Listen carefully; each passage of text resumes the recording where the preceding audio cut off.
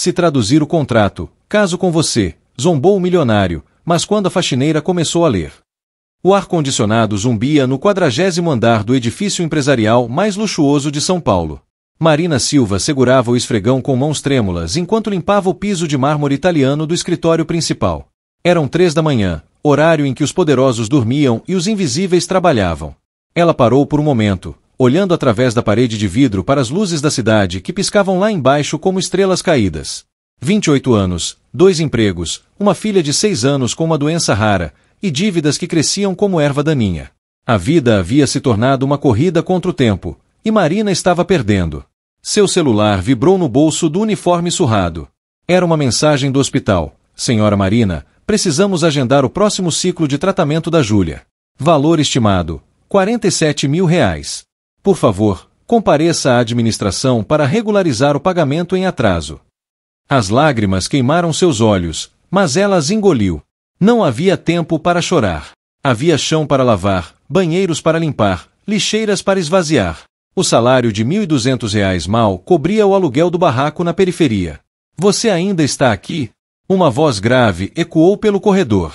Marina se virou bruscamente, derrubando o balde de água que se espalhou pelo chão recém-limpo. Diante dela estava Lucas Almeida Ferreira, o dono de tudo aquilo.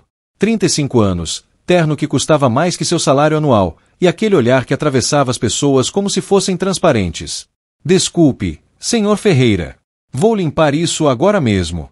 Ele caminhou pelo escritório, seus sapatos italianos batendo no mármore com ritmo calculado. Parou em frente a um quadro na parede, uma pintura abstrata que, Marina havia ouvido, custava milhões. Sabe quanto vale este quadro, Marina? Ela engoliu seco. Como ele sabia seu nome? Não, senhor. R$3.400.000. Ele se virou, encarando-a. Você trabalharia quantos anos para ganhar isso? Marina sentiu o sangue ferver, mas manteve a cabeça baixa. Muitos, senhor. 283 anos, para ser exato. Considerando que você não gastasse um centavo sequer. Ele sorriu, mas não havia humor naquele sorriso. É fascinante como funciona o mundo, não acha? Marina apertou o cabo do esfregão com tanta força que suas juntas ficaram brancas. Se me der licença, senhor, preciso terminar meu trabalho. Lucas estudou-a por um longo momento, como um cientista observando uma amostra interessante. Você tem filhos, Marina? O coração dela disparou. Por que ele estava perguntando isso? Uma filha, senhor. E ela está bem? Marina sentiu as lágrimas voltarem, mas lutou contra elas. Ela está doente, senhor. Mas vamos ficar bem. Lucas assentiu lentamente, como se estivesse processando uma informação importante. Então, sem mais uma palavra, ele saiu do escritório, deixando Marina sozinha com seu reflexo nas janelas escuras e o peso esmagador de sua realidade. Ela não sabia ainda, mas aquela conversa mudaria tudo. O jogo havia começado, e ela era uma peça que nem sabia estar no tabuleiro. 3 dias depois, Marina estava na sala de espera do Hospital Santa Cruz, observando sua filha Júlia dormir no banco desconfortável. A menina tinha a pele pálida demais, os olhos fundos, mas ainda sorria quando acordava. Aquele sorriso era a única coisa que mantinha Marina de pé. Senhora Silva. A assistente social apareceu com uma pasta aberta. Precisamos conversar. No pequeno escritório apertado, a mulher de meia-idade ajeitou os óculos e foi direto ao ponto. O tratamento da Júlia não pode continuar sem o pagamento. Já são 3 meses de atraso. Estamos falando de R$141 mil. Marina sentiu o chão desaparecer sob seus pés. Mas eu pago todo mês o que posso. Eu trabalho 2 turnos, faço bicos nos fins de semana. Eu entendo, senhora Silva, realmente entendo. Mas o hospital tem custos. Os medicamentos importados, os exames, a equipe médica. Não podemos continuar dessa forma. Então o que a senhora está dizendo? A voz de Marina tremeu. Que minha filha vai morrer porque eu sou pobre. A assistente social desviou o olhar. Estamos dizendo que você precisa encontrar uma solução. Rapidamente. Naquela noite, Marina procurou sua vizinha, Dona Conceição, uma senhora de 70 anos que cuidava de Júlia quando ela trabalhava. Menina, você já tentou aqueles empréstimos? Dona Conceição perguntou enquanto servia café requentado. Já tentei 5 bancos diferentes. Meu nome está sujo, não tenho fiador, não tenho nada para dar como garantia. E aquela igreja que promete ajudar? Marina riu amargamente. Eles ajudam com cestas básicas, Dona Conceição. Eu preciso de 140 mil reais. Jesus misericordioso. A senhora se benzeu. Tem aquele pessoal que empresta dinheiro rápido. Agiotas. Marina balançou a cabeça. Os juros são de 80% ao mês. Eu nunca conseguiria pagar. Seria escravidão. Mas o desespero faz coisas estranhas com as pessoas. 3 dias depois, Marina estava sentada em um bar sujo na Zona Leste, conversando com um homem que se apresentou apenas como Toninho. Então, querida, você precisa de quanto? 150 mil. Para cobrir o hospital e ter uma margem. Toninho apagou o cigarro e sorriu, mostrando um dente de ouro. Posso fazer isso por você. Juros de 5% ao mês. Marina sentiu uma pontada de esperança. Isso é bom? É um presente. Ele empurrou um papel pela mesa. Mas tem que assinar hoje. E aqui, olha, tem uma cláusula sobre garantias. Marina pegou o papel. As letras dançavam diante de seus olhos cansados. Eram documentos em linguagem jurídica complicada, termos que ela não entendia. O que significa essa parte aqui?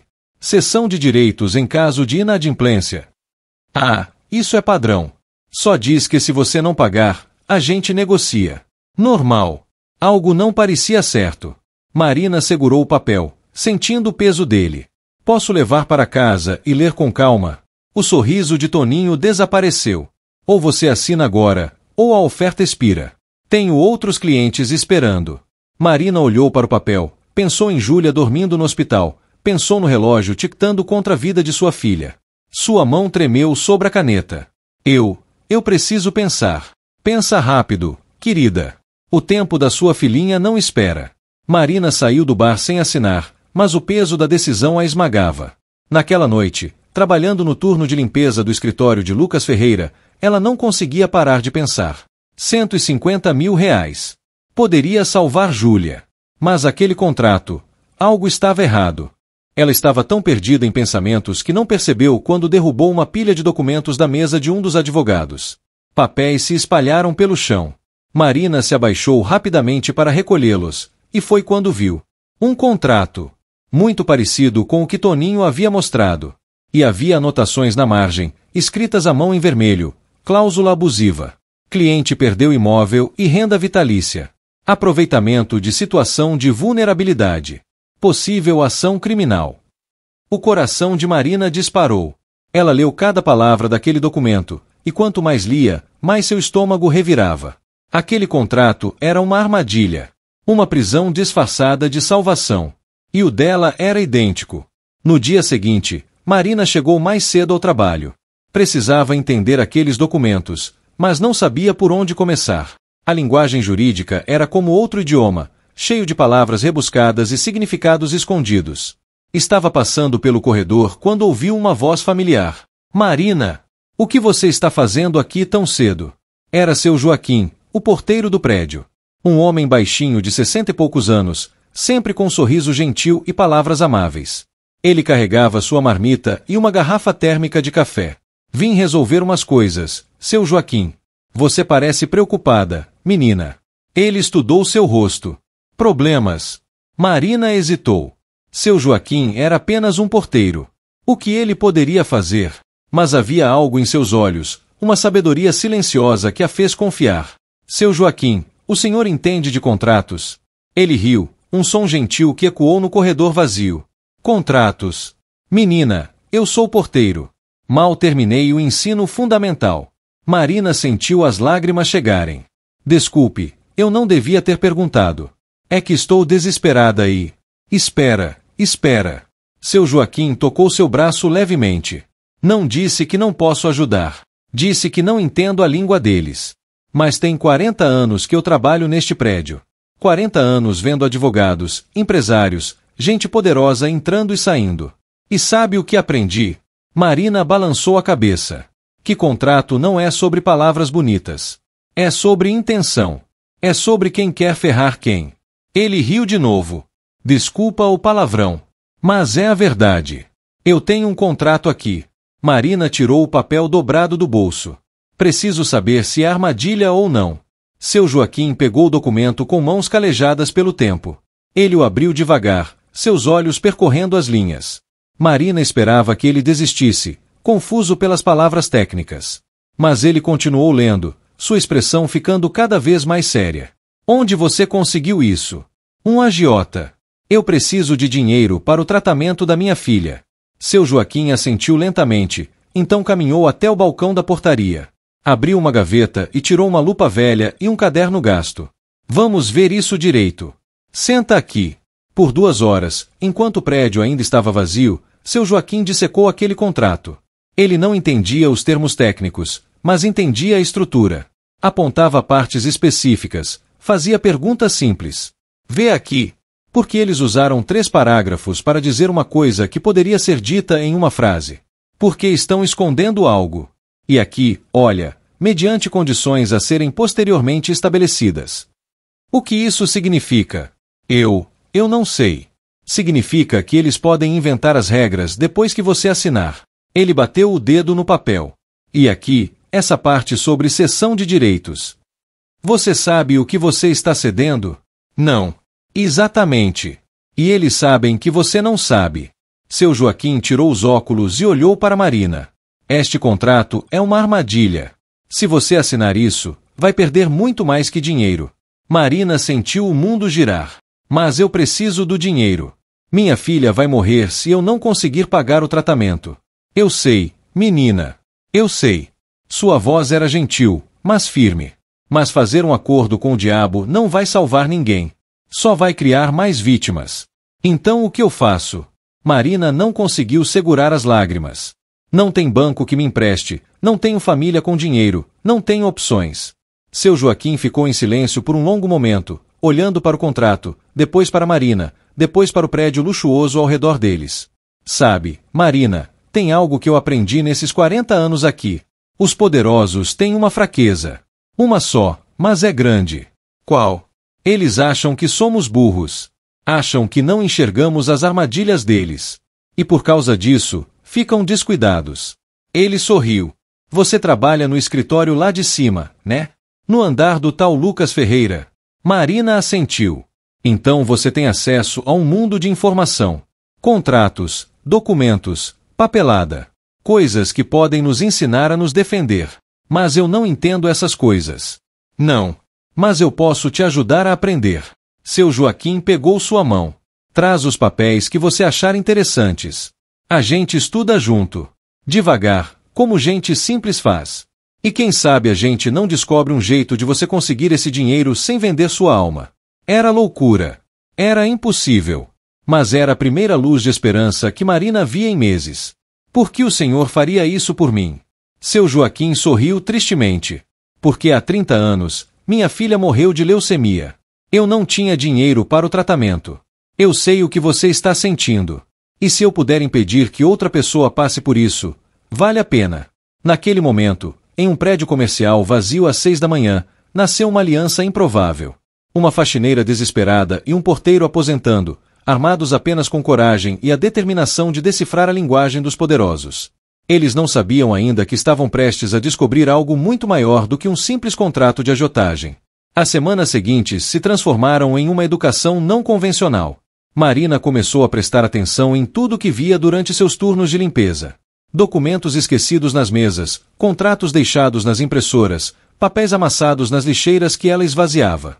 Toda madrugada, ela e seu Joaquim se encontravam na portaria. Com café preto e pão com margarina, eles estudavam aqueles documentos como arqueólogos decifrando hieróglifos. Olha isso aqui, Marina. Seu Joaquim apontou para um contrato de financiamento. Vê como eles escrevem parcelas mensais e sucessivas de valor não inferior a. Isso significa que o valor pode subir, mas nunca descer. Marina fazia anotações em um caderno velho. Sua caligrafia era simples, mas suas observações eram aguçadas. E aqui, seu Joaquim, multa compensatória equivalente a 20% do valor total. Isso é muito, muito. É abusivo. Se você atrasa uma parcela de R$1.000, de repente deve 1.200. E isso vai acumulando. Mas não era apenas sobre os contratos. Marina começou a notar padrões. Nomes que apareciam repetidamente. Empresas conectadas. Um advogado específico, Dr. Estevão Pacheco, cujo nome aparecia em quase todos os contratos problemáticos que ela encontrava. Uma noite, limpando a sala de reuniões, Marina encontrou um pendrive esquecido perto do projetor. Ela sabia que não devia, mas algo a impulsionou a guardá-lo. Naquela madrugada, ela e seu Joaquim conectaram o dispositivo no computador antigo da portaria. O que eles encontraram os deixou sem palavras. Planilhas. Centenas de nomes. Valores. E anotações. Vulnerável, aprovar, desempregado, juros máximos, doença na família, explorar necessidade. Meu Deus! Marina sentiu náusea. Eles têm uma lista. Uma lista de pessoas desesperadas. Seu Joaquim passou pelas páginas, sua expressão ficando mais sombria a cada segundo. Não é só isso. Olha aqui, esses nomes marcados em vermelho. Inadimplente, executar. E tem endereços, descrições de propriedades. Marina clicou em uma das pastas. Documentos de transferência de propriedade. Dezenas deles. Pessoas que haviam perdido suas casas, seus carros, suas economias. Isso é uma máquina de triturar gente pobre. A voz de seu Joaquim estava carregada de raiva contida. Eles procuram pessoas desesperadas, oferecem dinheiro, e depois tomam tudo. Marina continuou explorando os arquivos. Então viu algo que a fez parar de respirar. Uma pasta com o nome Contratos Ferreira. Seu Joaquim, acho que o Lucas Ferreira está envolvido nisso. Ela clicou. Dentro havia dezenas de contratos. Mas não eram contratos de agiotagem comum. Eram documentos empresariais, acordos de financiamento, mas todos com as mesmas cláusulas abusivas, a mesma linguagem enganosa. E todos levavam a uma empresa, Crédito Fácil Consultoria Financeira. O dono registrado, Lucas Almeida Ferreira. Ele é o chefe de tudo isso. Marina sentiu uma mistura de horror e raiva. O homem que trabalha para ele, que limpa o escritório dele, está destruindo famílias inteiras. Seu Joaquim estava pálido. Marina, isso é perigoso. Se eles descobrirem que você sabe. Eu já assinei quase esse mesmo contrato. Ela apontou para a tela. Eu quase caí na armadilha dele.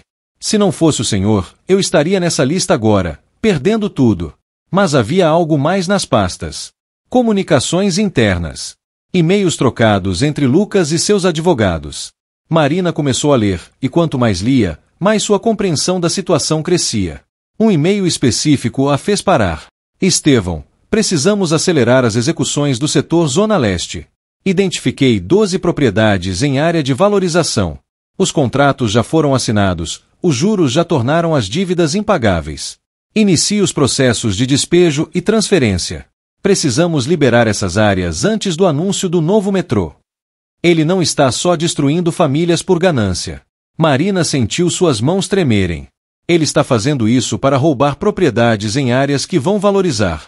Seu Joaquim pegou o braço dela. Marina, a gente tem que denunciar isso. Polícia, Ministério Público, alguém. Com que prova? Um pendrive que eu roubei? Eles vão dizer que inventamos tudo. E mesmo que acreditem, quanto tempo vai levar? Enquanto isso, minha filha... Ela não terminou a frase. Não precisava. Júlia estava ficando pior.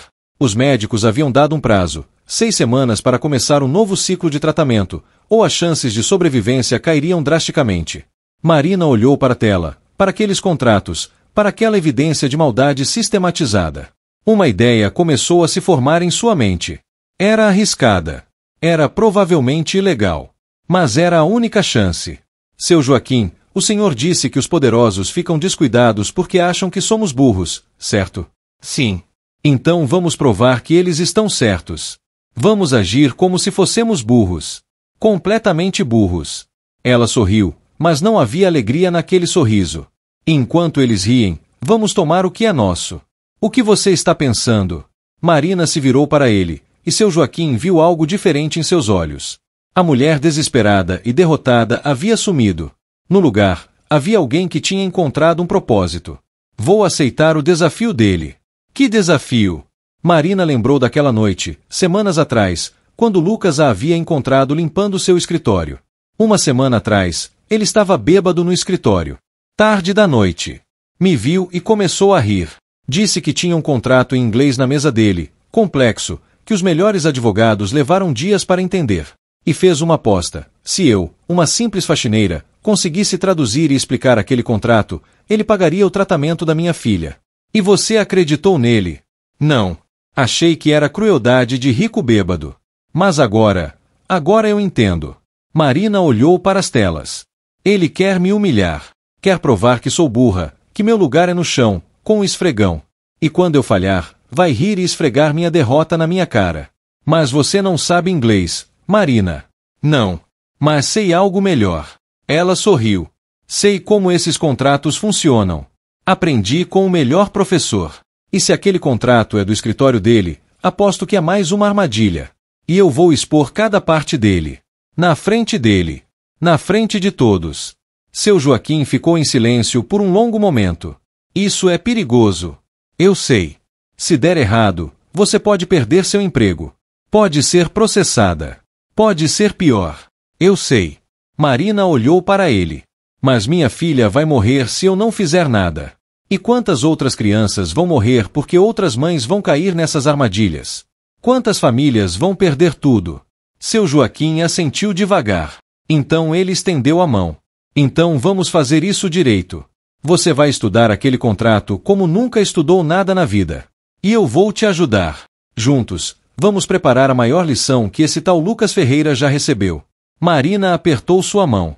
Naquele momento, duas pessoas invisíveis para o mundo declararam guerra contra um sistema que os havia esmagado por tempo demais. A batalha estava apenas começando. O contrato estava sobre a mesa de vidro do escritório de Lucas Ferreira, um documento de 47 páginas em inglês complexo. Marina olhou para ele como um soldado olha para um campo minado. Mas ela não estava mais desesperada. Estava preparada. As últimas 2 semanas haviam sido uma maratona de aprendizado. Seu Joaquim havia convocado uma antiga colega, Dona Marta, que trabalhará como tradutora antes de virar faxineira. Juntos, os 3 haviam dissecado cada linha, cada cláusula, cada palavra daquele contrato. Agora, Marina estava no escritório, às 8 da manhã de uma sexta-feira, cercada por uma dúzia de executivos, advogados e o próprio Lucas Ferreira. Ele estava sentado em sua cadeira de couro, um sorriso divertido no rosto. Então, Marina, você realmente vai tentar? Sua voz estava carregada de escárnio. Você sabe que isso é uma brincadeira, né? Eu estava bêbado quando fiz essa aposta ridícula. Marina respirou fundo. O senhor disse que se eu traduzisse e explicasse o contrato, pagaria o tratamento da minha filha. Toda a equipe aqui ouviu. Estão todos testemunhando agora. Lucas riu, e alguns dos executivos o acompanharam. Querida, este é um contrato de aquisição internacional. Harvard, Stanford, as melhores faculdades de direito do mundo formam pessoas que levam dias para entender isso. E você, com todo respeito, mal terminou o ensino médio. É verdade. Marina pegou o contrato. Eu terminei o ensino médio trabalhando de dia e estudando de noite. Não tive as oportunidades que o senhor teve. Mas tive professores que o senhor nunca vai ter. Que professores? A vida. A necessidade. O desespero. Ela abriu o contrato na primeira página. Posso começar? Lucas fez um gesto largado com a mão. Por favor. Mal posso esperar por isso. Marina começou. Sua voz estava firme, suas mãos não tremiam mais. Este documento é chamado de Contrato de Aquisição e Transferência de Ativos com Cláusulas de Contingência. Em palavras simples, é um contrato onde uma empresa compra outra, mas coloca várias armadilhas para não precisar pagar o valor total. O sorriso de Lucas vacilou um pouco. Armadilhas. Isso são cláusulas de proteção padrão. Padrão para quem quer roubar, senhor. Marina apontou para a segunda página. Aqui, cláusula 2.3, diz: o valor de aquisição de $10 milhões está sujeito a ajustes retroativos baseados em auditoria a ser realizada pelo comprador no período de 24 meses subsequentes à assinatura. Isso significa que você pode pagar 10 milhões agora, mas depois fazer uma auditoria e dizer que a empresa valia menos, e pedir o dinheiro de volta. Um dos advogados presentes, Dr. Estevão, se inclinou para a frente. Isso é uma interpretação extremamente simplista. Simplista ou verdadeira? Marina o encarou. A cláusula seguinte, 2.4, diz: qualquer passivo não declarado, incluindo mas não limitado a dívidas contingentes, obrigações futuras ou responsabilidades potenciais, será deduzido do valor de aquisição. O senhor definiu responsabilidades potenciais. Silêncio. Não definiu. Porque potencial pode significar qualquer coisa. Você pode inventar uma responsabilidade, chamar de potencial e deduzir do pagamento. Marina virou mais páginas. E aqui, cláusula 3.7. O vendedor concorda em manter sigilo absoluto sobre os termos deste acordo, sob pena de multa equivalente ao dobro do valor de aquisição. Isso significa que se o dono da outra empresa contar para alguém que foi roubado, ele tem que pagar 20 milhões de volta. A sala estava completamente silenciosa agora. Lucas não estava mais sorrindo. Você está tirando conclusões. Estou lendo, Sr. Ferreira. Lendo o que está escrito. Marina sentiu a raiva crescer dentro dela, mas a manteve controlada. Cláusula 5.2. Em caso de disputa, o foro competente será estabelecido na jurisdição de eleição do comprador. Isso significa que se houver problema, você escolhe onde será o julgamento. Pode escolher um lugar do outro lado do mundo, onde o vendedor não tem dinheiro para contratar advogado. Doutor Estevão se levantou. Senhor Ferreira, não precisamos ouvir isso. Esta mulher está claramente o quê? Marina se virou para ele. Claramente entendendo seu trabalho. Doutor Estevão, o senhor é o advogado que elabora esses contratos, não é? O mesmo que elabora os contratos da Crédito Fácil Consultoria Financeira. A cor saiu do rosto do advogado. Como você? Como eu sei disso? Marina riu, mas era um riso amargo. Porque eu quase assinei um desses contratos. Um contrato oferecido por um agiota chamado Toninho, que trabalha para a empresa do Sr. Ferreira aqui. Um contrato que teria me feito perder meu barraco, minha renda, minha dignidade. Tudo isso disfarçado de ajuda. Lucas se levantou lentamente de sua cadeira. Você está fazendo acusações muito sérias. Estou dizendo verdades. Marina espalhou mais papéis sobre a mesa. Estes são impressões de documentos que encontrei neste escritório. Contratos idênticos ao que quase assinei. Dezenas deles. Todos com as mesmas cláusulas abusivas, a mesma linguagem enganosa, o mesmo objetivo: explorar pessoas desesperadas. Você roubou documentos confidenciais. Eu fiz cópias de papéis que encontrei no lixo, Sr. Ferreira. Lixo não é confidencial. Marina manteve o olhar firme. E sabe o que mais encontrei? E-mails. Planilhas. Uma lista completa de alvos vulneráveis.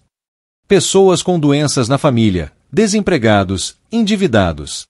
Todos marcados como oportunidades. Um murmúrio percorreu a sala. Os executivos começaram a se entreolhar, desconfortáveis. Isso é ridículo. Lucas bateu a mão na mesa. Você está inventando histórias para... Para quê, Sr. Ferreira? Para conseguir dinheiro. Mas não é esse o acordo. O senhor disse que se eu traduzisse o contrato, pagaria o tratamento da minha filha. Marina apontou para o documento. Eu estou traduzindo. Cada palavra. Cada armadilha. Cada mentira escondida em linguagem jurídica.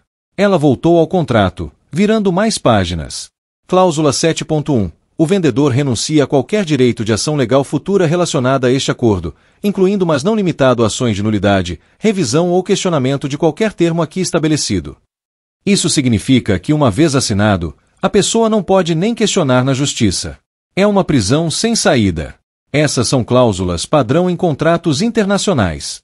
Doutor Estevão tentou recuperar o controle. Qualquer advogado corporativo sabe disso. Qualquer advogado corporativo que trabalha para roubar, o senhor quer dizer. Marina olhou ao redor da sala. Quantos de vocês aqui sabem o que está acontecendo? Quantos sabem que a empresa onde trabalham está destruindo famílias sistematicamente? Silêncio pesado. Alguns executivos desviaram o olhar. Vou contar a verdade sobre este contrato. Marina bateu no documento. Este não é um contrato de aquisição justo. É um documento feito para roubar uma empresa de alguém pagando o mínimo possível, usando cláusulas que permitem deduzir, ajustar e retirar dinheiro até não sobrar nada. É a mesma estrutura dos contratos de agiotagem que vocês oferecem para pessoas pobres. A única diferença é o valor e o idioma. Lucas caminhou lentamente até ficar cara a cara com Marina. Sua voz estava baixa, perigosa. Você não sabe com quem está mexendo. Eu sei exatamente. Marina não recuou. Estou mexendo com um homem que construiu um império explorando o desespero alheio. Um homem que se esconde atrás de palavras difíceis e ternos caros enquanto destrói vidas. Um homem que olhou para mim, viu minha filha morrendo, e decidiu fazer uma aposta cruel só para se divertir. Eu fiz uma aposta estúpida quando estava bêbado. Não é. Não é válida. Marina sorriu. Então todos esses contratos aqui também não são válidos. Porque foram assinados por pessoas desesperadas, sob pressão, sem entender o que estavam assinando. Se meu acordo com o senhor não vale nada, então nenhum desses contratos vale. A lógica era simples, mas devastadora. Dr. Estevão abriu a boca para falar, mas não conseguiu encontrar palavras. Mas eu vou além disso, Sr. Ferreira. Marina pegou mais papéis de sua bolsa. Eu não vim aqui só para traduzir seu contrato. Vim para expor o que o senhor realmente é. Ela espalhou documentos pela mesa. Contratos, e-mails impressos, planilhas. Estes são 23 casos de pessoas que assinaram contratos com sua empresa. Dona Aparecida Santos, 58 anos, perdeu a casa onde morava há 30 anos. Senhor João Mendes, viúvo, perdeu a quitanda que era seu sustento. Família Oliveira, perdeu o apartamento e agora mora na rua com 3 crianças. Marina olhou para cada pessoa na sala.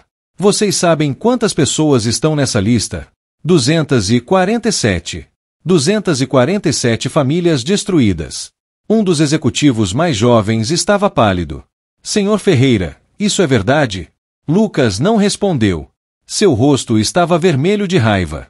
E sabe qual é a parte mais interessante? Marina continuou. Todas essas propriedades que foram tomadas estão em áreas que valorizaram depois. Porque o Sr. Ferreira tinha informação privilegiada sobre projetos de infraestrutura. Ele sabia onde o metrô ia passar, onde as avenidas seriam construídas. Então criava essas armadilhas, tomava as propriedades, e depois vendia por 10, 20 vezes mais. Isso é uma acusação de uso de informação privilegiada. Dr. Estevão estava tentando parecer calmo, mas suas mãos tremiam. Você tem provas? Tenho. Marina tirou um último documento.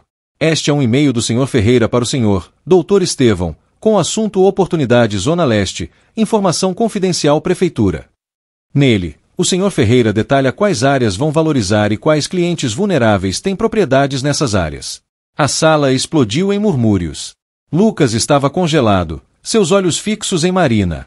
Como você conseguiu isso? Você me subestimou, Sr. Ferreira. Assim como subestimou todas aquelas pessoas que assinou contratos. Você achou que éramos todos burros, incapazes de entender seu jogo. Marina deu um passo em direção a ele. Mas uma coisa que pessoas pobres aprendem é a sobreviver. E sobreviver significa aprender a ver através das mentiras. Lucas olhou ao redor, vendo as expressões chocadas de seus funcionários, a raiva crescente em alguns rostos. Todo mundo fora. Agora. Sua voz era um rugido. Exceto você, Marina. Nós vamos conversar. A sós. Os executivos saíram rapidamente, alguns levando os documentos que Marina havia espalhado. Dr. Estevão hesitou, mas um olhar de Lucas o fez sair também. Quando ficaram sozinhos, Lucas foi até o bar e serviu um uísque. Suas mãos tremiam levemente. Você não tem ideia do que acabou de fazer. Tenho. Acabei de dizer a verdade. A verdade. Ele riu, mas era um som vazio. Você acha que a verdade importa? Você acha que alguém se importa com 200 famílias pobres perdendo suas casas? Eu me importo. E aposto que muita gente também vai se importar quando essas informações chegarem à imprensa, ao Ministério Público, à polícia. Lucas bebeu o uísque de um gole e bateu o copo no balcão. Você quer dinheiro? É isso. Quer um suborno para ficar quieta? Não quero seu dinheiro sujo. Marina sentiu lágrimas de raiva. Quero que o senhor pague o que prometeu. O tratamento da minha filha. Porque eu fiz minha parte. Traduzi seu contrato maldito. Expus cada armadilha, cada mentira. E se eu me recusar, então vou à polícia. Vou aos jornais. Vou contar para o mundo inteiro o que o senhor faz. E vou entregar cada documento, cada e-mail, cada prova que tenho. Marina respirou fundo. Minha filha pode morrer por causa da sua ganância. Mas pelo menos vou garantir que o senhor pague por tudo o que fez. Lucas ficou em silêncio por um longo momento, olhando pela janela para a cidade lá embaixo. Você é corajosa. Estúpida, mas corajosa. Não sou corajosa. Sou uma mãe desesperada. E não há nada mais perigoso que isso. Ele se virou para encará-la. Havia algo diferente em seus olhos agora. Não era arrependimento, mas talvez fosse respeito. Ou medo. O tratamento da sua filha. Quanto custa? R$ 150 mil. Eu vou pagar. Lucas voltou para sua mesa e pegou o telefone. Mas não porque fiz uma aposta bêbada. E não porque você me expôs. Eu vou pagar porque... Ele parou, procurando as palavras. Porque você me mostrou algo que eu tinha esquecido. O quê? Que existem pessoas reais do outro lado desses contratos. Ele ligou para alguém. Jurídico. Prepare um contrato de doação de R$ 150 mil para Marina Silva, para tratamento médico de sua filha. Sem cláusulas, sem condições, sem nada. Limpo. E quero pronto hoje. Marina não conseguia acreditar. Seria uma armadilha? Outra crueldade. Por que está fazendo isso? Lucas desligou o telefone e olhou para ela. Porque se não fizer, você vai destruir tudo que construí. E por quê? Ele hesitou. Porque talvez você esteja certa. Talvez eu tenha ido longe demais. Ido longe demais. Marina sentiu a raiva voltar. O Senhor destruiu vidas. Famílias inteiras. Eu sei. Pela primeira vez, havia algo parecido com culpa em sua voz. E talvez seja tarde demais para consertar tudo. Mas posso começar consertando isso. Sua filha vai ter o tratamento. Todo ele. Sem custos. Marina queria acreditar, mas anos de luta haviam ensinado desconfiança. E em troca? Em troca, você não vai à polícia. Ainda. Lucas se sentou pesadamente. Me dê 6 meses. 6 meses para desfazer parte do que fiz. Para compensar algumas daquelas famílias. Não posso trazer de volta tudo, mas posso tentar consertar. Porque eu acreditaria em você. Porque você não tem escolha. Se você for à polícia agora, isso vai levar anos. Advogados, processos, recursos. E enquanto isso, sua filha, ele não terminou. Mas se você aceitar minha oferta, ela começa o tratamento hoje. Agora. Era um acordo com o diabo. Marina sabia disso. Mas era também a única chance de Júlia. 6 meses. Ela ergueu o dedo. Mas eu vou estar vigiando. Se eu ver um único contrato novo desses, uma única família sendo explorada, eu entrego tudo. Não me importo com as consequências. Lucas estendeu a mão. Acordo. Marina olhou para aquela mão. A mão que havia assinado documentos destruindo centenas de famílias. A mão que agora oferecia salvar sua filha. Ela apertou. Mas enquanto saía daquele escritório, Marina sabia que aquilo estava longe de terminar. Lucas Ferreira havia concordado rápido demais, recuado fácil demais. Homens como ele não mudavam da noite para o dia. E Marina estava certa. A batalha verdadeira estava apenas começando. Júlia começou o tratamento 2 dias depois. Marina segurou a mão da filha enquanto os médicos aplicavam a primeira dose do medicamento importado que custava mais que toda a sua vida de trabalho. Mamãe, vai doer? Os olhos grandes de Júlia estavam cheios de medo. Um pouquinho, meu amor. Mas vai passar. E depois você vai ficar boa. Marina beijou sua testa. Vai poder brincar de novo, ir para a escola, correr com as outras crianças. Promete. Marina engoliu as lágrimas. Prometo. Mas nem tudo era esperança. Naquela mesma noite, quando voltou ao prédio para trabalhar, Marina sentiu que algo estava diferente. Os olhares dos seguranças, o silêncio no elevador, a tensão no ar. Seu Joaquim a esperava na portaria, seu rosto grave. Marina, precisamos conversar. Eles foram para a sala dos fundos, longe de olhos e ouvidos curiosos. O que aconteceu? Eles estão procurando quem vazou as informações. Seu Joaquim falava baixo. Lucas mandou a equipe de segurança revirar o escritório. Estão interrogando funcionários, checando câmeras, investigando todo mundo. Marina sentiu o estômago afundar. Eles vão descobrir que fui eu. Pior que isso. Ele entregou um jornal. Olha isso. A manchete dizia: empresário filantropo doa R$ 150 mil para tratamento de filha de funcionária. Havia uma foto de Lucas sorrindo, outra de Marina no hospital com Júlia. Ele transformou isso em propaganda. Marina sentiu náusea. Está se fazendo passar por herói. Não é só isso. Leia a matéria. Marina leu. A reportagem pintava Lucas como um empresário generoso que havia sido tocado pela história de uma funcionária humilde. Nenhuma menção aos contratos abusivos, às famílias destruídas, a nada do que Marina havia exposto.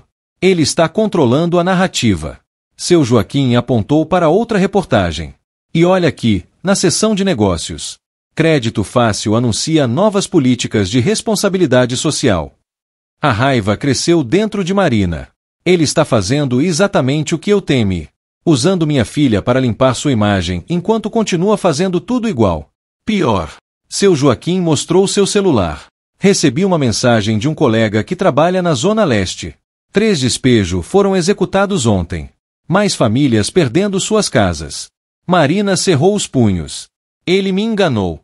Prometeu que ia parar, que ia consertar, e está fazendo pior. O que você vai fazer? Antes que Marina pudesse responder, a porta da sala se abriu. Doutor Estevão entrou, seguido por 2 seguranças. Marina Silva, preciso que venha comigo. Por quê? Houve um roubo de documentos confidenciais. Você está sendo investigada. Marina e seu Joaquim se entreolharam. Era o momento que temiam. Eu não roubei nada. Apenas peguei papéis do lixo. Temos câmeras que mostram você acessando computadores sem autorização, copiando arquivos, retirando pendrives. Doutor Estevão cruzou os braços. Isso é crime. Invasão de privacidade, roubo de propriedade intelectual.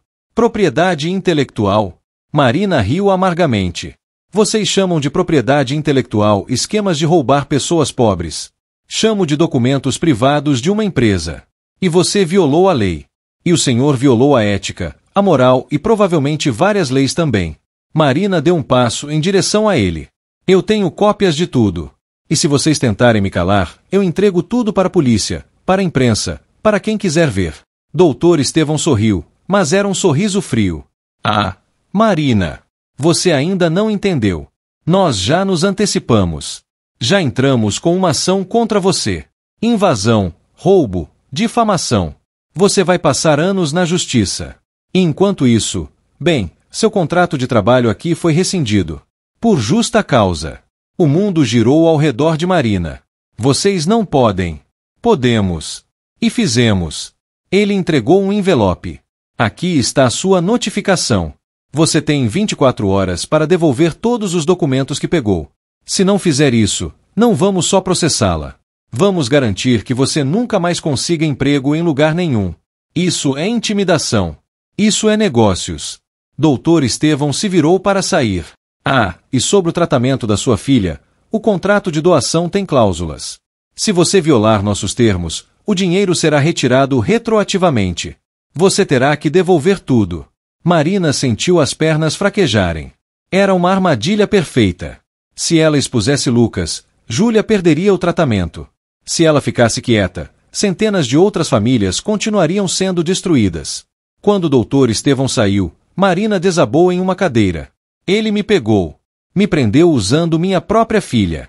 Seu Joaquim se ajoelhou ao lado dela. Marina, escuta. Não acabou ainda. Como não? Se eu falar, Júlia morre. Se eu ficar quieta, sou cúmplice. Então a gente não faz nenhum nem outro. Ele segurou suas mãos. A gente joga o jogo deles, mas jogamos melhor. Como? Seu Joaquim sorriu, e havia uma malícia velha e sábia naquele sorriso. Você se lembra da Dona Marta, a que nos ajudou a traduzir o contrato? Marina assentiu. Ela tem uma filha. Advogada. Trabalha no Ministério Público. Ele piscou. E ela está muito interessada em casos de contratos abusivos e exploração de vulneráveis. Uma fagulha de esperança acendeu no peito de Marina. Mas se eu for ao Ministério Público, Lucas vai saber. Vai cortar o tratamento.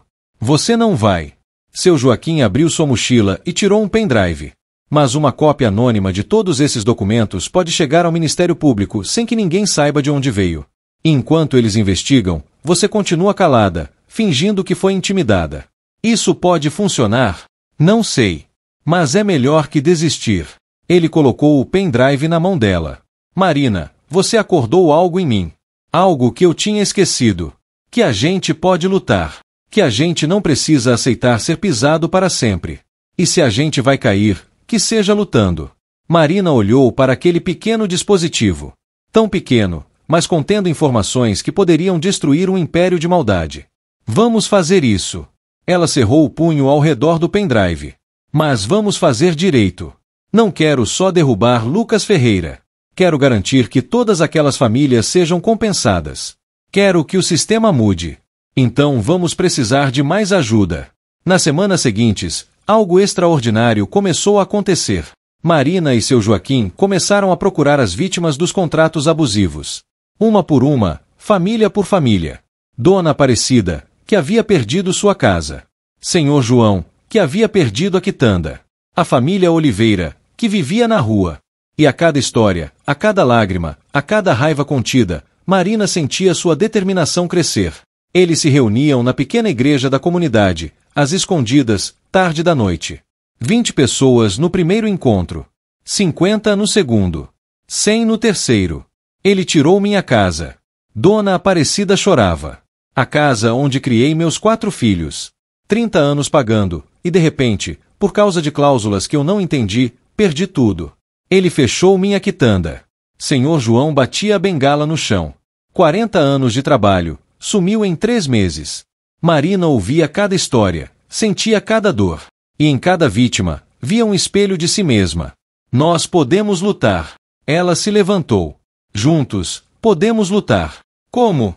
Uma mulher jovem gritou. Eles têm advogados, dinheiro, poder. A gente não tem nada. A gente tem a verdade. Marina ergueu o pendrive. E a gente tem evidência. Cada contrato, cada e-mail, cada prova da maldade deles.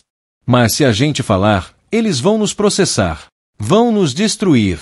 Eles já nos destruíram. Marina olhou ao redor. O que mais eles podem tirar de nós? Nossas casas. Já tiraram. Nosso dinheiro. Já tiraram. Nossa dignidade. Ela bateu no peito. Essa, eles não podem tirar. Essa, só a gente pode entregar. Um murmúrio percorreu a sala. Cabeças começaram a acenar. Eu estou dentro. Dona Aparecida se levantou. Eu também. Senhor João levantou a bengala. Um por um, todos se levantaram. 100 vozes se unindo em um coro de resistência. Naquela noite, na pequena igreja da periferia, nasceu algo maior que uma ação legal. Nasceu um movimento. E Lucas Ferreira, em seu escritório no 40º andar, ainda não sabia que havia subestimado não uma faxineira desesperada, mas uma comunidade inteira de pessoas que haviam decidido não ser mais invisíveis. A guerra havia começado. E desta vez, os de baixo estavam organizados. O Ministério Público levou 3 semanas para agir depois de receber o pendrive anônimo. Quando agiram, foi com força total. Marina estava no hospital com Júlia quando viu na televisão da sala de espera: Operação Falso Crédito, empresário acusado de esquema de estelionato em grande escala. As imagens mostravam policiais entrando no prédio da Crédito Fácil, computadores sendo apreendidos, executivos sendo levados para depoimento. E no centro de tudo, Lucas Ferreira, algemado, sendo colocado em um carro da polícia. Júlia, que estava brincando com uma boneca, não entendeu a importância do momento. Mas Marina sentiu lágrimas escorrerem por seu rosto. Mamãe, por que está chorando? Porque às vezes, meu amor, a justiça acontece. Mas a luta estava longe de terminar. Naquela mesma noite, Marina recebeu uma ligação. Marina Silva. Aqui é a doutora Patrícia Mendes, do Ministério Público. Precisamos conversar. No dia seguinte, Marina estava em um escritório do Ministério Público, cercada por promotores e investigadores. Diante dela estava o pendrive, e ao redor dele, pilhas de documentos impressos. Senhora Silva, precisamos que confirme. Essas informações vieram de você? Marina hesitou. Se confirmasse, poderia perder o tratamento de Júlia. Se negasse, estaria mentindo para autoridades. Antes de responder, preciso saber, minha filha vai continuar recebendo o tratamento? A doutora Patrícia se inclinou para a frente. O dinheiro do tratamento está sendo investigado. Mas posso garantir uma coisa, se for provado que foi dado como forma de intimidação ou chantagem, ele não pode ser retirado. Seria extorsão. E temos meios de garantir a continuidade do tratamento através de fundos públicos se necessário. Marina respirou fundo. Sim, fui eu. Copiei os documentos do escritório onde trabalho. Trabalhava. Um dos investigadores sorriu. Então você está confirmando que cometeu invasão de privacidade e roubo de informações confidenciais? Estou confirmando que copiei documentos que provam crimes. Centenas de crimes contra centenas de famílias. Isso não justifica sua ação ilegal. Não justifica. Marina sentiu a raiva crescer. Então o que justifica? Assistir calada enquanto famílias são destruídas? Ficar na minha posição, limpando o chão, enquanto os poderosos pisam nas pessoas? A doutora Patrícia ergueu a mão. Senhora Silva, entendemos sua motivação. E legalmente, existe algo chamado estado de necessidade. Em situações extremas, atos que normalmente seriam ilegais podem ser justificados. Ela olhou para os outros promotores. Estamos dispostos a não apresentar queixas contra você, desde que coopere completamente com a investigação. Eu vou fazer mais que isso. Marina tirou um caderno de sua bolsa. Eu tenho nomes, datas, valores. Cada família que foi lesada. E eu as organizei. Estão prontas para testemunhar. Durante 3 horas, Marina detalhou tudo. O sistema de rastreamento de pessoas vulneráveis, os contratos projetados para serem impossíveis de cumprir, as propriedades tomadas e revendidas, o uso de informação privilegiada, tudo. Isso é maior do que imaginávamos. Um dos promotores olhava as anotações, atônito. Não é só agiotagem. É uma organização criminal complexa. E quantas pessoas foram afetadas? 247 famílias que eu consegui rastrear. Marina apontou para uma lista. Mas provavelmente tem muito mais.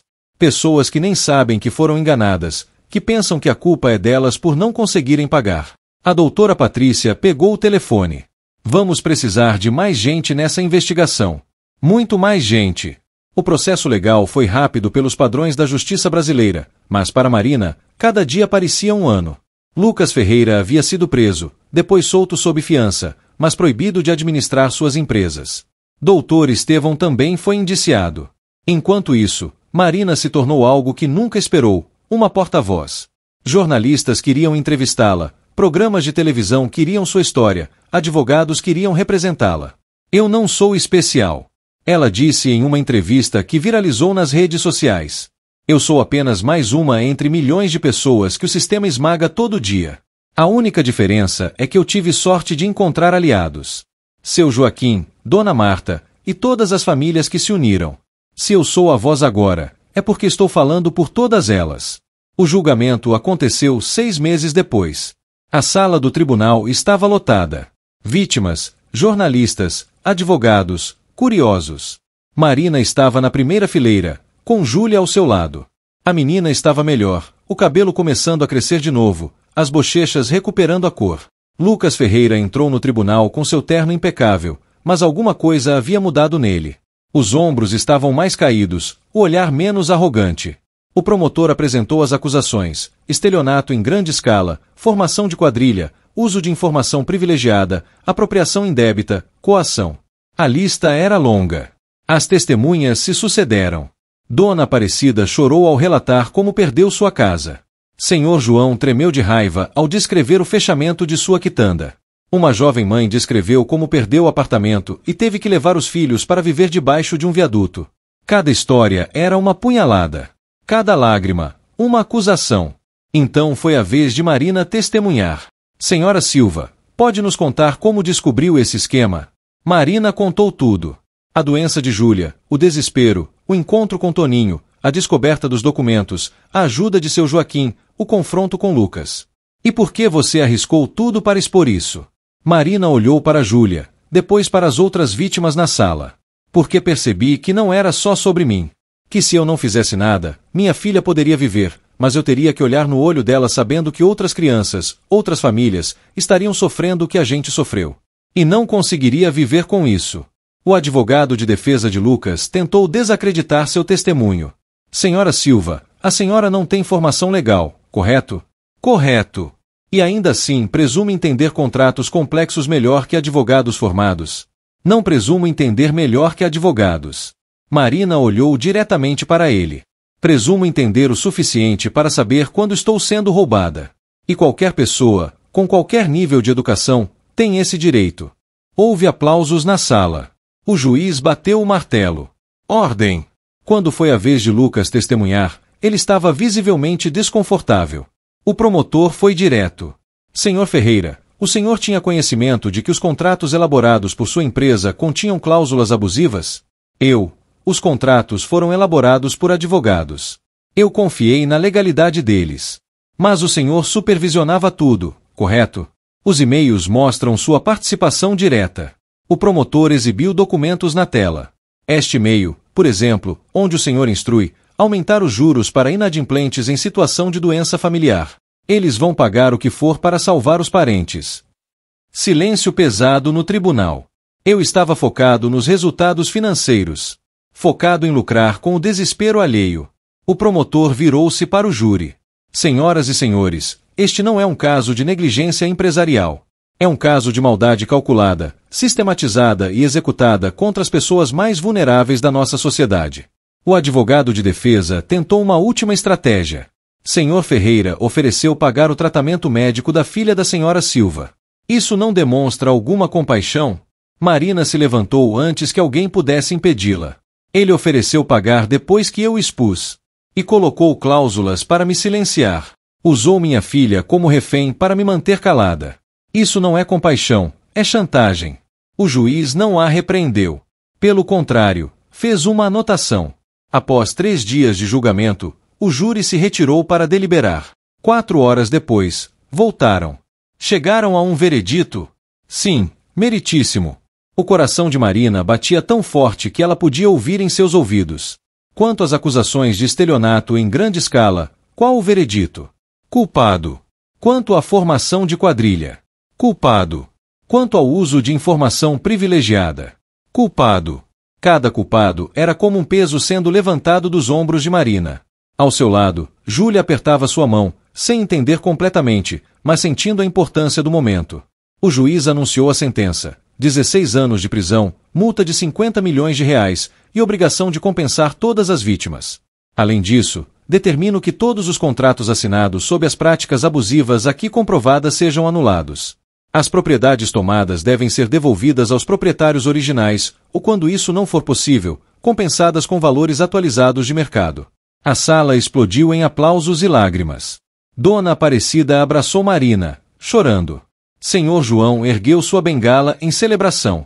Pessoas que haviam perdido tudo, que haviam sido esmagadas pelo sistema, finalmente viam justiça sendo feita. Lucas Ferreira foi levado algemado. Ao passar por Marina, ele parou por um breve momento. Você venceu. Sua voz estava vazia de emoção. Não. Marina olhou nos olhos dele. A justiça venceu. E todas aquelas famílias que o Senhor tentou destruir venceram. Eu só fui a mensageira. Ele assentiu lentamente e foi levado embora. Do lado de fora do tribunal, jornalistas cercaram Marina. Câmeras, microfones, perguntas aos montes. Marina, o que você tem a dizer para outras pessoas em situações similares? Marina pegou Júlia no colo e respirou fundo. Eu quero dizer que a gente não precisa aceitar ser pisado. Que a gente tem direito de questionar, de lutar, de exigir justiça. E que mesmo quando parece impossível, mesmo quando os poderosos riem da gente, a verdade tem força. Ela olhou para as câmeras. E quero agradecer a todas as pessoas que me ajudaram. Seu Joaquim, que me ensinou a ver através das mentiras. Dona Marta, que me ajudou com as traduções. E todas as famílias que tiveram coragem de se unir e lutar junto. Essa vitória é de todos nós. E quanto ao dinheiro do tratamento da sua filha? O juiz determinou que o dinheiro deve ser mantido, já que foi dado sob coerção. Mas estou trabalhando com os advogados do Ministério Público para garantir que seja feito de forma transparente e legal. Júlia vai continuar sendo tratada, mas não quero nada que venha de chantagem ou intimidação. Semanas depois, Marina recebeu uma carta oficial. A Ordem dos Advogados do Brasil e várias instituições de defesa do consumidor estavam criando um programa de alfabetização jurídica para comunidades carentes. Queriam Marina como porta-voz e coordenadora. Alfabetização jurídica. Ela leu a proposta para seu Joaquim enquanto tomava um café na cozinha da casa nova que ela havia conseguido alugar com o dinheiro do tratamento que sobrou. Significa ensinar as pessoas a entenderem seus direitos, a lerem contratos, a não caírem em armadilhas. Seu Joaquim sorriu. Significa fazer o que a gente fez, mas em escala maior. Mas eu não sou advogada. Mal terminei o ensino médio. Exatamente por isso você é perfeita. Ele bateu na mesa. As pessoas precisam ver que não é sobre ter diploma. É sobre ter coragem de aprender, de questionar, de não aceitar ser enganado. Marina olhou para Júlia, que estava no quintal brincando com outras crianças. Seus cabelos haviam crescido completamente, suas bochechas estavam rosadas, seu sorriso iluminava o dia. Vou aceitar. Marina decidiu. Mas com uma condição. Qual? O senhor vem comigo. Como coordenador. A gente faz isso junto. Seu Joaquim sentiu lágrimas nos olhos. Seria uma honra, menina. 2 anos depois. Marina estava em um pequeno palco montado no centro comunitário da Zona Leste. À sua frente, 50 pessoas sentadas em cadeiras de plástico, segurando contratos e papéis, com expressões que mesclavam confusão e esperança. Então, vamos começar com o básico. Marina escreveu no quadro branco. A primeira regra dos contratos: se você não entende, não assina. Nunca. Uma senhora na frente ergueu a mão. Mas, Marina, eles dizem que é padrão, que todo mundo assina. E por isso todo mundo se dá mal. Marina sorriu. Dona Rosa, me mostra aquele contrato que a senhora trouxe. A senhora entregou o documento. Marina o segurou alto para todos verem. Este aqui é um contrato de empréstimo consignado. Parece simples, né? Mas olha aqui, cláusula 5. Seguro obrigatório de proteção financeira. Alguém sabe o que isso significa? Silêncio. Significa que eles vão cobrar um seguro que você não pediu, que custa R$300 por mês e que não protege nada. É dinheiro extra que vai direto para o bolso deles. Marina circulou a cláusula com uma caneta vermelha. E aqui, olha, em caso de cancelamento antecipado, multa equivalente a 50% do valor total do empréstimo. Isso é abusivo. Nenhum juiz aceita isso. Um homem no fundo perguntou. Mas como a gente sabe o que é abusivo e o que não é? É por isso que a gente está aqui. Seu Joaquim se levantou do canto da sala onde estava sentado. Para aprender juntos. A Marina e eu não somos advogados, mas a gente aprendeu na prática. E agora vamos ensinar vocês. As aulas aconteciam 3 vezes por semana. Marina e seu Joaquim haviam desenvolvido um método simples: pegar contratos reais que as pessoas traziam e dissecá-los, palavra por palavra, cláusula por cláusula. A gente não vai ensinar juridiquês. Marina sempre dizia. A gente vai ensinar a ver através da cortina de fumaça. A entender o que eles estão realmente dizendo quando usam palavras bonitas. O programa cresceu. Do centro comunitário da Zona Leste para outros bairros. Depois para outras cidades. Em um ano, havia 15 núcleos de alfabetização jurídica funcionando em São Paulo e região metropolitana. Marina se tornou uma figura conhecida. Convites para palestras, entrevistas, até propostas para entrar na política. Mas ela recusava a maioria. Meu lugar é na comunidade.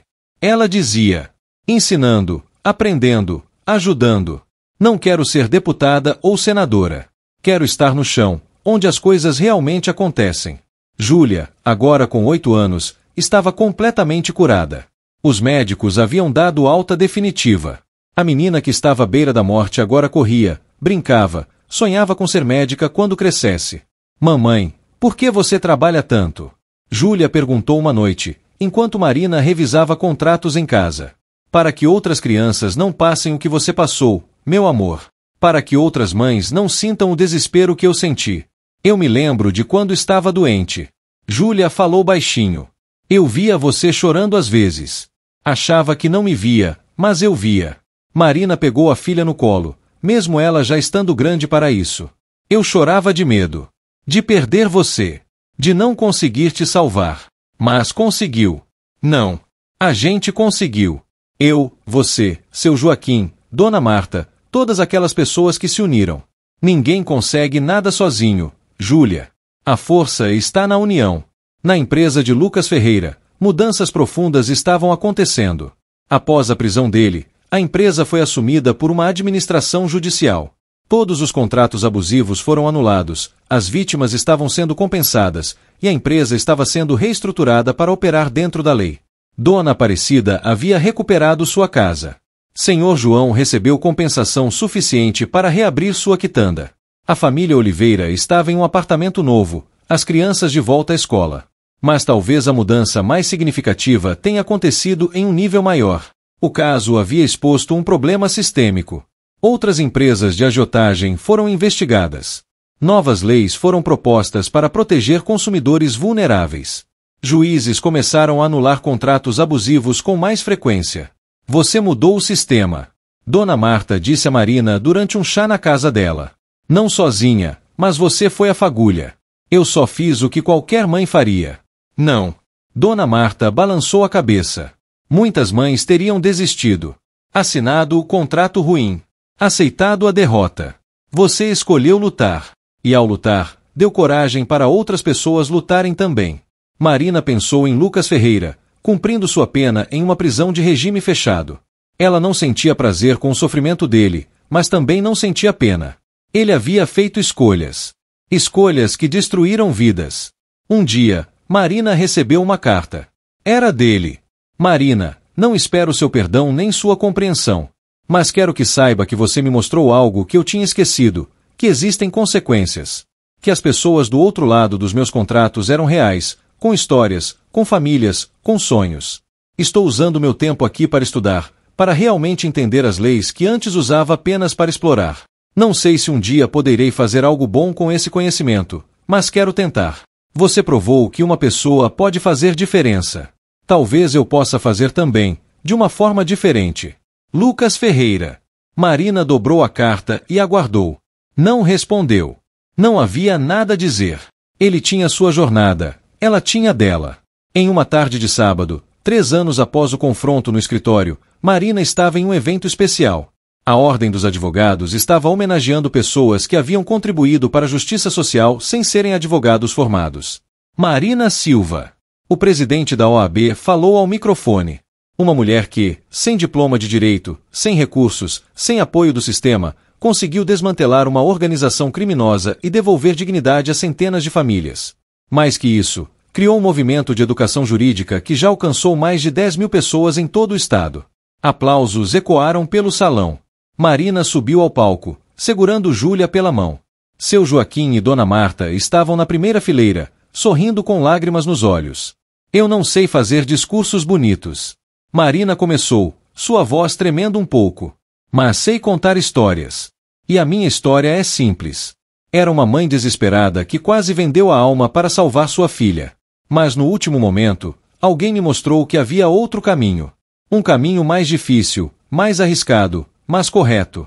Ela olhou para seu Joaquim. Esse alguém foi um porteiro aposentado que entendeu que conhecimento não vem apenas de universidades. Vem da vida, da experiência, da vontade de aprender. E ele me ensinou não apenas a ler contratos, mas a ver através das mentiras que os poderosos contam. Mais aplausos. Seu Joaquim enxugou os olhos, envergonhado com a atenção. E o que aprendi? Que a justiça não é apenas para quem tem dinheiro para pagar advogados caros. Que cada um de nós tem o direito e o dever de entender as regras do jogo. Porque quando a gente não entende as regras, a gente sempre perde. Marina ergueu o troféu que havia recebido. Esta homenagem não é minha. É de cada pessoa que teve coragem de questionar, de aprender, de lutar. É de cada mãe que trabalha 2 turnos para dar comida aos filhos. De cada pai que assina contratos que não entende porque não tem escolha. De cada pessoa invisível que o sistema tenta esmagar. Ela respirou fundo. Mas a gente não é mais invisível. E não vamos mais aceitar ser esmagados. Porque agora a gente sabe ler. Sabe questionar. Sabe que unidos, somos mais fortes que qualquer contrato abusivo, que qualquer empresa corrupta, que qualquer sistema injusto. A plateia se levantou em uma ovação. Mas Marina não estava olhando para eles. Estava olhando para Júlia, que sorria com orgulho. Mamãe foi legal. Foi incrível. Júlia abraçou sua cintura. Quando eu crescer, quero ser igual a você. Não, meu amor. Marina beijou seu cabelo. Você vai ser melhor. Porque vai crescer sabendo o que eu tive que aprender, que você tem poder, que você tem voz, que você importa. E ninguém nunca vai poder tirar isso de você. Naquela noite, Marina voltou para casa e abriu seu caderno velho, aquele que havia usado nas primeiras noites estudando com seu Joaquim. As páginas estavam amareladas, cheias de anotações, rabiscos, dúvidas. Ela virou até a última página e escreveu: Hoje recebi um prêmio. Mas o verdadeiro prêmio eu recebi há 3 anos, quando seu Joaquim me ensinou que eu não era burra, apenas não tinha tido a oportunidade de aprender. O prêmio foi descobrir que posso fazer diferença. Que minha voz importa. Que minha história pode ajudar outras histórias a terem finais melhores. Júlia está curada. 247 famílias foram compensadas. Milhares de pessoas agora sabem ler contratos. Mas o mais importante, a gente provou que o sistema pode ser mudado. Não é fácil. Não é rápido. Mas é possível. Para qualquer pessoa que um dia ler isso, você não está sozinha. Sua luta importa. Sua voz tem poder. E quando a gente se une, quando a gente se recusa a aceitar a injustiça, a gente muda o mundo. Um contrato de cada vez. Uma família de cada vez. Uma vida de cada vez. Não desista. Nunca desista. Porque a esperança não é apenas um sentimento. É uma escolha. E eu escolho esperança todos os dias. Marina Silva, ex-faxineira, mãe, guerreira. Ela fechou o caderno e olhou pela janela. A cidade estava iluminada, milhões de vidas acontecendo simultaneamente. Quantas dessas vidas estavam em situações como a que ela havia enfrentado? Quantas precisavam apenas de uma chance, de informação, de coragem? Seu telefone tocou. Era seu Joaquim. Marina, tem uma mulher aqui no centro comunitário. Ela está desesperada. Tem um contrato de empréstimo que não entende. A filha dela está doente. História parecida com a sua. Marina sentiu um aperto no peito. Mas não era de medo ou tristeza. Era de determinação. Diga para ela esperar. Estou indo. Agora. São 10 da noite. Desespero não tem horário, seu Joaquim. E a gente prometeu estar aqui para quem precisasse. Ela beijou Júlia, que já estava dormindo, pegou sua bolsa cheia de documentos e modelos de contratos, e saiu para a noite. Mais uma pessoa precisava de ajuda. Mais uma história precisava de um final diferente. E Marina estava pronta. Porque ela tinha aprendido a lição mais importante de todas, que uma pessoa comum, com coragem e conhecimento, pode enfrentar gigantes. Que a simplicidade pode vencer a complexidade. Que a verdade, por mais que tentem escondê-la em palavras difíceis e contratos confusos, sempre encontra um caminho para a luz. E principalmente, que o amor de uma mãe por sua filha, multiplicado pelo amor de uma comunidade por seus membros, é a força mais poderosa do universo. No edifício onde tudo começou, o 40º andar agora tinha uma nova empresa. Ética, transparente, com contratos claros e justos. O quadro de 3 milhões ainda estava na parede, mas agora ao lado dele havia uma foto emoldurada. Marina, seu Joaquim e dezenas de pessoas que eles haviam ajudado, todos sorrindo. Uma placa abaixo da foto dizia: nunca subestime o poder de uma pessoa determinada. Marina Silva. E na portaria, seu Joaquim ainda trabalhava, mas agora não apenas como porteiro. Ele era consultor de ética da nova empresa, ensinando funcionários a verem contratos não como ferramentas de exploração, mas como acordos justos entre pessoas. Toda manhã, ao chegar, ele olhava para aquela foto e sorria. O mundo não havia mudado completamente. Ainda havia injustiça, ainda havia exploração, ainda havia pessoas sendo esmagadas. Mas agora havia também resistência. Havia conhecimento. Havia esperança. E em uma pequena sala de um centro comunitário na periferia de São Paulo, 50 pessoas aprendiam a ler contratos, a entender seus direitos, a nunca mais serem enganadas. No quadro branco, escrito em letras grandes, estava a lição do dia: se não entender, não assinar. Se parecer bom demais para ser verdade, provavelmente é armadilha. E lembre-se, você tem poder. Use-o. Marina ensinava, as pessoas aprendiam, e o ciclo de exploração começava a ser quebrado. Um contrato de cada vez. Uma família de cada vez. Uma vida de cada vez. E a faxineira que ousou desafiar o milionário, que ousou traduzir o impossível, que ousou lutar quando tudo parecia perdido, continuava sua missão. Porque alguns finais felizes não são sobre princesas sendo salvas por príncipes. São sobre pessoas comuns encontrando força extraordinária dentro de si mesmas e usando essa força para salvar não apenas a si mesmas, mas a todos ao seu redor. E essa é a história mais bonita de todas.